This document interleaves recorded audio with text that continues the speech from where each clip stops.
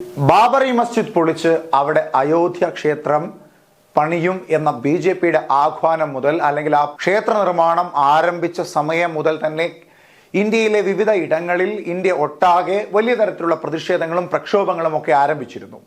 പ്രത്യേകിച്ച് കേരളത്തിൽ ന്യൂനപക്ഷങ്ങൾ എല്ലാ കാലത്തും ചേർന്ന് നിന്നിരുന്ന കോൺഗ്രസും അതിനെതിരെ ശക്തമായി പ്രതിഷേധിച്ചിരുന്നു. പക്ഷേ നിലവിലത്തെ സാഹചര്യത്തിൽ രാമക്ഷേത്ര പണിയുന്ന ട്രസ്റ്റ് ജനുവരി മാസം അവസാനം 22-ാം തീയതിയോടുകൂടി നടക്കുവാൻ പോകുന്ന രാമക്ഷേത്രത്തിന്റെ ഉദ്ഘാടനത്തിൽ കോൺഗ്രസിന്റെയും CPI-യുടെയും CPM-ന്റെയും ഒക്കെ ദേശീയ നേതൃത്വങ്ങളെ ആ ചടങ്ങിലേക്ക് സ്വാഗതം ചെയ്തിരുന്നു. അതിൽ കോൺഗ്രസ് പങ്കെടുക്കും എന്ന തരത്തിലേക്കാണ് ഇപ്പോൾ കോൺഗ്രസ് എടുത്തിരിക്കുന്ന നിലപാട്. അതിന് അവർക്ക് അവരുടേതായിട്ടുള്ള രാഷ്ട്രീയമുണ്ട്. അത് മുന്നിൽ കണ്ടുകൊണ്ട്, രാഷ്ട്രീയപരമായ നേട്ടങ്ങളെ മുന്നിൽ കണ്ടുകൊണ്ട് കോൺഗ്രസ് എടുത്ത നിലപാടെന്ന് പറയുന്നത് രാമക്ഷേത്രത്തിന്റെ ഉദ്ഘാടനത്തിൽ കോൺഗ്രസ് പങ്കെടുക്കും എന്നാണ്. പക്ഷേ CPM-ന്റെ ദേശീയ നേതൃത്വമായ യെച്ചൂരി പറയുന്നത് തങ്ങൾ ആ ക്ഷേത്ര ഉദ്ഘാടനത്തിൽ പങ്കെടുക്കില്ല എന്ന് തന്നെയാണ്. അതായത് അടിവരയിട്ട് പറയുന്നു, ബാബറി മസ്ജിദ് പൊളിച്ചെടുത്തെടുത്ത് പണിഞ്ഞ രാമക്ഷേത്രത്തിന്റെ ഉദ്ഘാടനത്തിൽ തങ്ങൾ പങ്കെടുക്കില്ല എന്ന് പറയുന്നു. ഇവിടെ കോൺഗ്രസ് എടുത്ത നിലപാട് ഇന്ത്യയിലെ തെക്കൻ കേരളത്തിൽ, പ്രധാനമായും കേരളത്തിലെ സമസ്ത പോലെയുള്ള മുസ്ലിം സംഘടനകളിൽ വലിയ എതിരഭിപ്രായങ്ങൾ ഉണ്ടാക്കിയിട്ടുണ്ട്. അതിന്റെ പ്രതിഫലനമാണ് സുപ്രഭാതം പത്രത്തിൽ, അതായത് സമസ്തയുടെ, കോൺഗ്രസിനോടൊപ്പം നിൽക്കുന്ന സമസ്തയുടെ പത്രമായ സുപ്രഭാതത്തിലെ മുഖപത്രത്തിൽ വന്ന ലേഖനം അതിന്റെ ഉദാഹരണമാണ്. വരുന്ന ജനുവരി 22-ാം തീയതി നടക്കുവാൻ പോകുന്ന രാമക്ഷേത്രത്തിൽ കോൺഗ്രസ് പങ്കെടുക്കുമെന്ന് അറിയിച്ചതിനെ വലിയ തരത്തിലാണ് സുപ്രഭാതം പത്രം തങ്ങളുടെ മുഖപത്രത്തിലൂടെ വിമർശിക്കുന്നത്. ആ മുഖപത്രത്തിൽ പറയുന്ന ചില പ്രധാനപ്പെട്ട കാര്യങ്ങളുണ്ട്.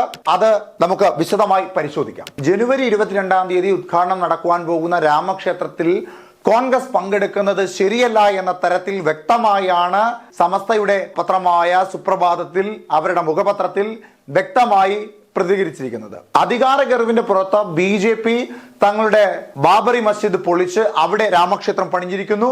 മതപരമായി ഒരുപാട് പേർക്ക് ഹൃദയത്തിൽ വ്രണമുണ്ടാക്കിയ ഒരു സംഭവ വികാസമായിരുന്നു അത്. അവിടെ പണികഴിപ്പിക്കുന്ന രാമക്ഷേത്രത്തിൽ ഹിന്ദുത്വ കാർഡ് ഉയർത്തിപ്പിടിക്കുക എന്ന ഉദ്ദേശത്തോടു കൂടി കോൺഗ്രസ് പങ്കെടുക്കുന്നത് ശരിയല്ല എന്ന് തന്നെയാണ് സുപ്രഭാതം പത്രത്തിന്റെ മുഖപത്രത്തിൽ വ്യക്തമായി പറഞ്ഞിരിക്കുന്നത്. കോൺഗ്രസ് ഇന്ത്യയിലെ വളരെ പ്രധാനപ്പെട്ട, വളരെ ശക്തി കേന്ദ്രമായി നിന്നിരുന്ന 36 വർഷക്കാലഘട്ടം ഇന്ത്യ എന്ന മഹാരാജ്യത്തെ ഭരിച്ചിരുന്ന ശക്തമായ ഒരു പ്രസ്ഥാനമായിരുന്നു. ആ ഇന്ത്യൻ നാഷണൽ കോൺഗ്രസ് ഇന്നുള്ള അധപ്പതനത്തിലേക്ക് താഴ്ന്നു പോയതിന്റെ പ്രധാന ഘടകം എന്ന് പറയുന്നത് മൃദു ഹിന്ദുത്വവാദമാണ് എന്നാണ് സമസ്തയുടെ മുഖപത്രത്തിൽ പറയുന്നത്. ന്യൂനപക്ഷങ്ങളെ ഉൾക്കൊണ്ടിരുന്ന, സാധാരണക്കാരെ ഉൾക്കൊണ്ടിരുന്ന, മതത്തിനപ്പുറത്തേക്ക് ജനാധിപത്യത്തിന് വില നൽകിയിരുന്ന കോൺഗ്രസ് 36 വർഷം ഭരിച്ചിരുന്നുവെങ്കിൽ ഇന്ന് കോൺഗ്രസ് ഒന്നുമല്ലാതെയായി പോകുന്നതിന്റെ പ്രധാന ഘടകം മൃദു ഹിന്ദുത്വവാദമാണെന്ന് വ്യക്തമായി പറയുന്നു. രാമക്ഷേത്രത്തിന്റെ പണി ആരംഭിച്ച സമയം മുതൽ മൃദു ഹിന്ദുത്വ കാർഡാണ് കോൺഗ്രസ് ഉയർത്തിപ്പിടിക്കുന്നതെന്ന് സമസ്ത പറയുന്നു.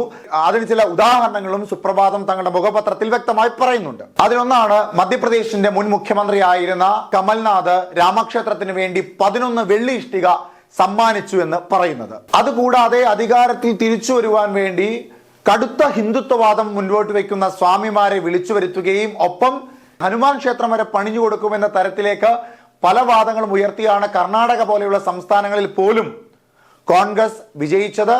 ആ വിജയം താൽക്കാലികപരമായ ഒരു വിജയമാണ്. ഇന്ത്യയായി കണ്ടിരുന്ന കോൺഗ്രസിന് ഇപ്പോൾ ഹിന്ദുത്വ കാർഡ് ഉയർത്തിപ്പിടിക്കേണ്ട തരത്തിലേക്ക് അധപ്പതിച്ചിരിക്കുന്നു എന്ന് വരെ സുപ്രഭാതത്തിന്റെ മുഖപത്രത്തിൽ പറയാതെ പറയുന്നുണ്ട്.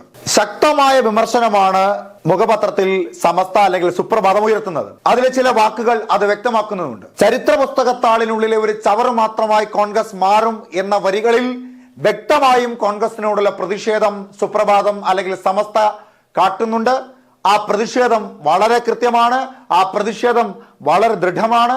ആ പ്രതിഷേധത്തിന്റെ ആഘാതവും വളരെ വലുതായിരിക്കും കോൺഗ്രസിനെ സംബന്ധിച്ചിടത്തോളം കേരളത്തിൽ. പിന്നീട് സുപ്രഭാതം നൽകുന്നത് ഒരു താക്കീതാണ്. ഗുജറാത്തിൽ പോലും അടിയറവ് പറയിച്ച മൃദു ഹിന്ദുത്വവാദം കോൺഗ്രസ് ഉപേക്ഷിച്ചില്ലെങ്കിൽ വലിയ അപകടങ്ങൾ ഇന്ത്യ ഒട്ടാകെ ഉണ്ടാകുമെന്ന താക്കീതും കൃത്യമായി സുപ്രഭാതത്തിന്റെ മുഖപത്രത്തിൽ പറയുന്നുണ്ട്. ന്യൂനപക്ഷങ്ങൾ കോൺഗ്രസ് വിട്ടുപോകും. കാരണം ന്യൂനപക്ഷങ്ങൾക്ക് ഒരു ആശ്രയമായി നിന്നിരുന്ന, മുസ്ലിം സമുദായം അടക്കമുള്ള സമുദായങ്ങൾക്ക് വലിയ താങ്ങും തണലുമായി നിന്നിരുന്ന ഇന്ത്യയിലെ വലിയൊരു പ്രസ്ഥാനമായിരുന്നു ഇന്ത്യൻ നാഷണൽ കോൺഗ്രസ്. ആ ഇന്ത്യൻ നാഷണൽ കോൺഗ്രസ് BJP-യുടെ അതേ നാണയത്തിൽ BJP-ക്ക് തിരിച്ചടി നൽകുക, BJP-യെ പോലെ തന്നെയാണ് തങ്ങളെന്ന് വരുത്തി തീർക്കുന്ന തരത്തിലേക്ക് ബഹുഭൂരിപക്ഷത്തെ തങ്ങളിലേക്ക് അടുപ്പിക്കുവാൻ വേണ്ടി ഹിന്ദുത്വ എന്ന കാർഡ് ഉയർത്തിപ്പിടിക്കുവാനാണ് ശ്രമിക്കുന്നതെങ്കിൽ ഈ രാജ്യത്തെ ന്യൂനപക്ഷങ്ങൾ തങ്ങളെ വിട്ടു പോകും എന്ന ബോധ്യമുണ്ടാകണമെന്ന ഒരു മുന്നറിയിപ്പ് കൂടി മുഖപത്രത്തിൽ നൽകുന്നുണ്ട്. കോൺഗ്രസിനെ വിമർശിക്കുക മാത്രമല്ല സുപ്രഭാതം ചെയ്തിരിക്കുന്നത്, മറുപക്ഷത്ത് CPM-ന്റെ നിലപാടിനെ പൂർണ്ണമായി അംഗീകരിക്കുകയും അതിനെ അഭിനന്ദിക്കുകയും ചെയ്യുന്നുണ്ട്. അത് വ്യക്തമാക്കുന്ന ചില വരികൾ മുഖപ്രസംഗത്തിലുണ്ട്. അത് ഇങ്ങനെയാണ്: രാമക്ഷേത്ര നിർമ്മാണത്തിലൂടെ രാജ്യത്തെ ഹിന്ദു രാഷ്ട്രമാക്കി മാറ്റുക എന്നതാണ് BJP-യുടെ ലക്ഷ്യമെന്ന് യെച്ചൂരിക്കറിയാം. CPM-ന്റെ ദേശീയ നേതൃത്വമായ യെച്ചൂരിക്കറിയാം. അതുകൊണ്ട് തന്നെയാണ് യെച്ചൂരി കൃത്യമായ നിലപാട് അറിയിച്ചത്. അതുകൊണ്ട് തന്നെയാണ് യെച്ചൂരി രാമക്ഷേത്ര ഉദ്ഘാടനത്തിൽ പങ്കെടുക്കില്ല എന്ന് വ്യക്തമായി അറിയിച്ചതും. പക്ഷേ കോൺഗ്രസിന് അത് സാധിക്കുന്നില്ല. കോൺഗ്രസ് ഭൂരിപക്ഷത്തിനോടൊപ്പം നിൽക്കുന്നു.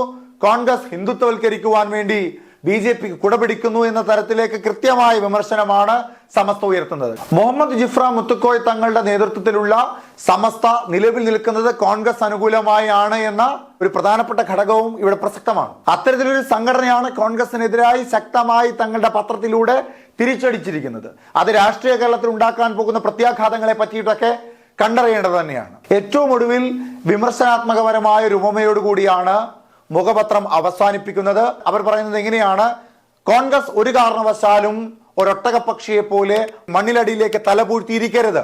ഇവിടുത്തെ ന്യൂനപക്ഷങ്ങളെ സംരക്ഷിച്ചിരുന്ന കോൺഗ്രസ് ആ ന്യൂനപക്ഷങ്ങളോടൊപ്പം നിൽക്കണം. ഈ രാജ്യത്തിന്റെ മതേതരത്വത്തെ മുറുക്കി പിടിച്ചിരുന്ന കോൺഗ്രസ് ആ മതേതരത്വത്തെ മുറുക്കി പിടിക്കണം. കേവല വോട്ടിനു വേണ്ടി ഭൂരിപക്ഷ രാഷ്ട്രീയത്തിന്റെ പിറകെ പോകാതെ, ഹിന്ദുത്വത്തിന്റെ പിറകെ പോകാതെ, എല്ലാ മതസ്ഥരെയും ഉൾക്കൊള്ളുന്ന വിശാല ഹൃദയമായ ഒരു പ്രസ്ഥാനമായി തന്നെ കോൺഗ്രസ് നിലനിൽക്കണം എന്ന ഉപദേശവും ഒപ്പം പലതരത്തിലുള്ള താക്കീതും മുന്നറിയിപ്പും ഒക്കെയാണ് സുപ്രഭാതത്തിന്റെ മുഖപത്രത്തിൽ സമസ്ത മുൻപോട്ട് വെച്ചിരിക്കുന്നത്. ഇനി കോൺഗ്രസ് ഇവിടെ എന്ത് നിലപാട് സ്വീകരിക്കും എന്നതാണ് പ്രസക്തമായ ഒരു ഘടകം. അതായത് കോൺഗ്രസിനെ സംബന്ധിച്ചിടത്തോളം ന്യൂനപക്ഷങ്ങളോടൊപ്പം നിന്നു കഴിഞ്ഞാൽ നേട്ടമുണ്ടാവുക കേരളം പോലെയുള്ള 1-2 സംസ്ഥാനങ്ങളിലാണ്. പക്ഷേ ഹിന്ദുത്വ എന്ന കാർഡ് മുറുകെ പിടിക്കുന്നതോടുകൂടി കോൺഗ്രസിന് ഒരുപക്ഷെ നേട്ടമുണ്ടാകാൻ സാധ്യതകൾ ഏറെയുള്ളത് വടക്കേ ഇന്ത്യൻ സംസ്ഥാനങ്ങളിലാണ്. പക്ഷേ അങ്ങനെ ഒരു നിലപാട് കോൺഗ്രസ് സ്വീകരിച്ചാൽ കാലങ്ങളായി കോൺഗ്രസ് മുൻപോട്ട് വെച്ചിരുന്ന നയങ്ങൾ കോൺഗ്രസിന് പാലിക്കാൻ കഴിയാതെ പോകും. കേരളത്തിലെ നേതൃത്വങ്ങൾ വായടച്ചിരിക്കേണ്ട അവസ്ഥ വരും. വരുന്ന ലോക്സഭാ തെരഞ്ഞെടുപ്പിൽ കോൺഗ്രസിന് വലിയ സമ്മർദ്ദമുണ്ടാകും, വലിയ തിരിച്ചടി ഉണ്ടാകും.